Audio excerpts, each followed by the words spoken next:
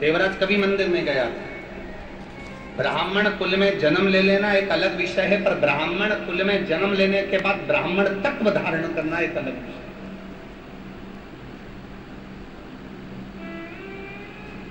ऐसे कई लोग हैं संसार में जो कह देते हैं कि हम इतने ऊंचे कुल में हमारा जन्म हुआ है, हमारा इतना ऊंचा कुल है, हम इतने ऊंचे कुल में जन्म है।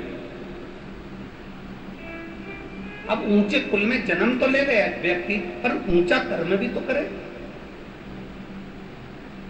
और मालूम पड़ा ऊंचे कुल में जन्म लेने के बाद, अगर उच्च कुल में जन्म लेने के बाद भी अगर आप उच्च कर्म नहीं कर पाए तो आपका जीवन बेकार है।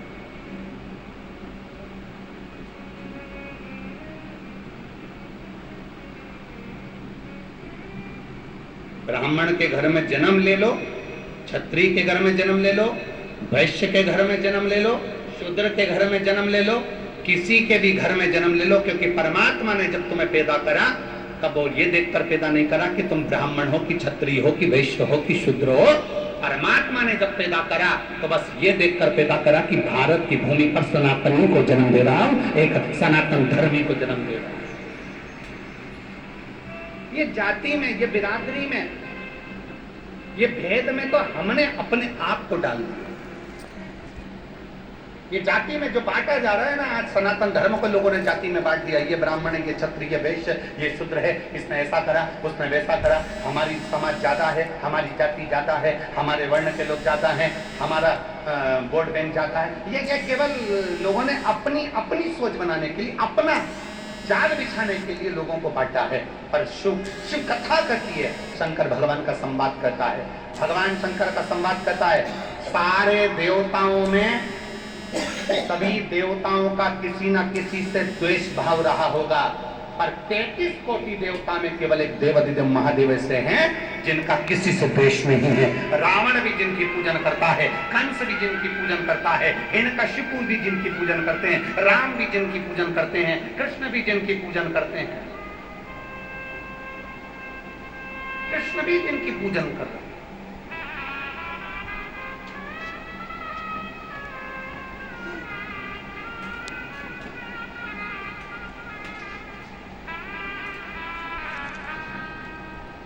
देवी भी जिनकी आराधना कर रही है, इंद्र भी जिनकी आराधना कर रहा है। ऐसा कोई देव,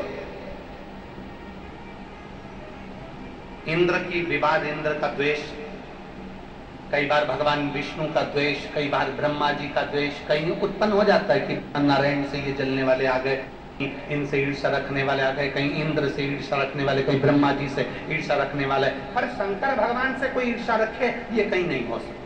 शिव से किसी का द्वेष, शंकर से किसी का बैर नहीं।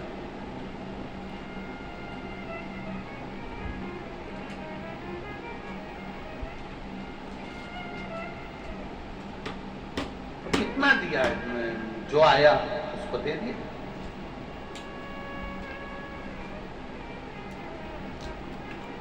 अब जैसे शंकर भगवान का किसी से द्वेष नहीं है, वैसा ही शंकर का भक्त होना चाहिए, शिव भक्त का किसी से द्वेष नहीं होना चाहिए। दुनिया के लोग आपसे द्वेष करें चल जाएगा, दुनिया के लोग आपको गाली दे चल जाएगा, दुनिया के लोग आपको आड़ा टेढ़ा बोले चल जाएगा, दुनिया के लोग आपको ताना दे चलेगा, दुनिया के लोग आपको अपशब्द कहें चलेगा। शिव महापुराण तो यहाँ तक कहती है अपने चाहने वाले कम हो जाए चलेगा, पर अपने जलने वाले कम नहीं होना चाहिए। चाहने वालों की संख्या कम हो जाए चल जाएगा, पर जलने वाले, ईर्ष्या करने वाले कम ना हो।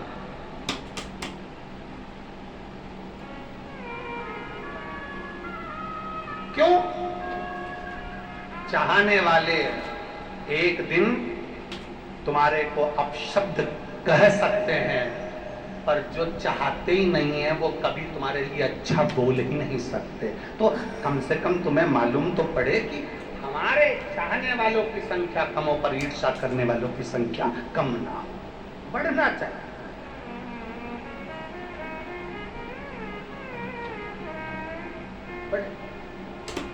शिव जैसी भक्ति रखो। भगवान शंकर का कोई द्रोही नहीं, भगवान शंकर का कोई दुश्मन नहीं, पर जब जब उपद्रव मचता है तब भगवान शंकर आकर खड़े होते हैं, भगवान शिव आकर खड़े होते हैं। जब जब उपद्रव शिव सम्मुख आ जाए, शिव सामने आ जाए, और क्यों ना आए। एक पत्र है, देखिए,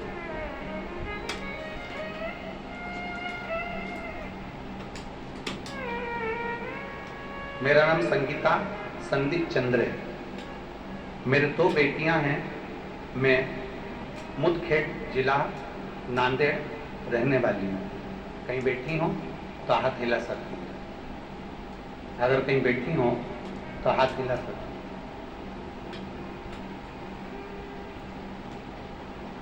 कहीं बैठी हो तो हाथ हिलाइएगा। मेरा नाम संगीता संदीप चंद्र है, मेरे 2 बेटियां हैं, मैं मुदखेड़ जिला नांदेड़ की रहने वाली हूँ। कहीं बैठी हो तो अपना हाथ हिला सकते हैं, और अगर कैमरे में नहीं दिख रही हो और वो बैठी